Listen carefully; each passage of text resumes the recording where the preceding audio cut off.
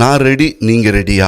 அன்புக்குரியவர்களே, இன்றைய நற்செய்தி நேற்று நற்செய்தியினுடைய தொடர்ச்சியாகவே வருகிறது. ஆண்டவர் இயேசுவினுடைய வருகை, இரண்டாவது வருகையையும் எதிர்நோக்கி இருக்கும் திரு அவை எந்த அளவுக்கு விழிப்போடு கூடிய விசுவாசத்தோடு கூடிய திரு அவையாக இருக்க வேண்டும் என்பதையும் நமக்கு எடுத்து காட்டுகிறது. அதற்கு ஒரு சிறந்த ஓமையை கொடுக்கிறது, பரிச்சயமான ஓமை, 10 கன்னியர்கள் ஓமை. அந்த 10 கன்னியர்களிலே 2 பகுதியாக வருகிறது. ஒன்று அறிவிலிகள், இன்னொன்று அறிவாளிகள்.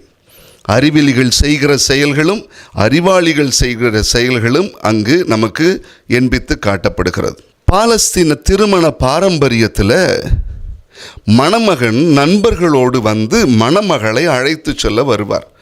எந்த நேரத்தில் தெரியல. அவர் வரும்பொழுது இங்கு கன்னியர்கள் தயாராக இருந்து அவர்களை வரவேற்க வேண்டும். இதுதான் அவர்களுடைய பாரம்பரியம்.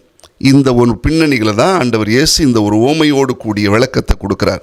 ஆண்டவர் இயேசு வருகிற நேரம் வரும், இரண்டாவது வருகை என்பது வரும். ஆனால் அதற்கு முன்பு நாம் விளக்குகளோடும் எண்ணெயோடும் எப்பொழுதும் விழிப்பாய் இருக்க வேண்டும் என்று நமக்கு எடுத்து காட்டுகிறார். அட்லாண்டிக் பெருங்கடல், அதில் ஒரு சரக்கு கப்பல் ஏற்றிக்கொண்டு பயணிக்கிறது. கேப்டனோடு சேர்ந்து 2 பணியாளர்கள் செல்லுகிறார்கள்.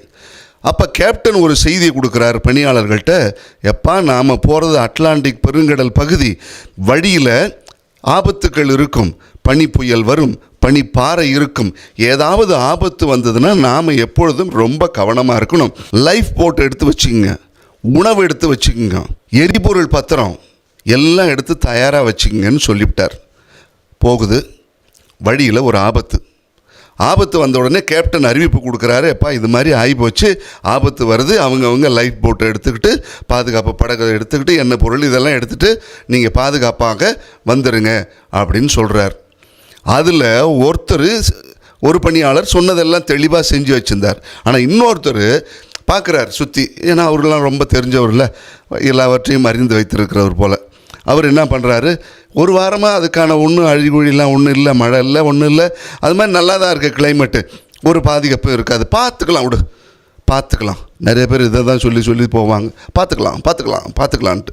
அப்படி இருக்கக்கூடாதுல்ல, ரொம்ப கவனமாக விழிப்பாக இருக்கணும்னு சொன்னார். கடைசியில் பார்த்துக்கலாம் அப்படின்னவர் பேத்துக்குச்சு. அன்புக்குரியவர்களே, விழிப்போடு இருக்கிறவன் தான் வெகுமதி அடைகிறான். விழிப்பில்லாத இந்த 5 கன்னியர்கள் புறம்பே தள்ளப்பட்டார்கள். விழிப்போடு இருக்கிற 5 கன்னியர்கள் உள்ளே அழைத்து செல்லப்பட்டார்கள். விளக்கு என்பது என்ன? நம்முடைய விசுவாசம்தான். ஞானஸ்தானத்தில் ஒரு மெழுகுபத்தியை கொடுத்து எல்லாரும் சேர்ந்து பிடிச்சிக்கிட்டு சொன்னது, விசுவாச ஒளி உங்களிடத்தில் ஒப்படைக்கப்படுகிறது என்று. ஆக விளக்கு என்பது விசுவாசத்தை குறிக்கிறது. எண்ணெய் என்பது அந்த விசுவாசத்தினுடைய செயல்பாடுகளை குறிக்கிறது. ஆக இப்படி நாம் எப்பொழுதும் விழிப்பாக விசுவாசம் எரிந்து கொண்டே இருக்கக்கூடிய வாழ்க்கையை அமைத்து கொள்ள வேண்டும். அதைத்தான் இன்றைய நற்செய்தி நமக்கு எடுத்து காட்டுகிறது.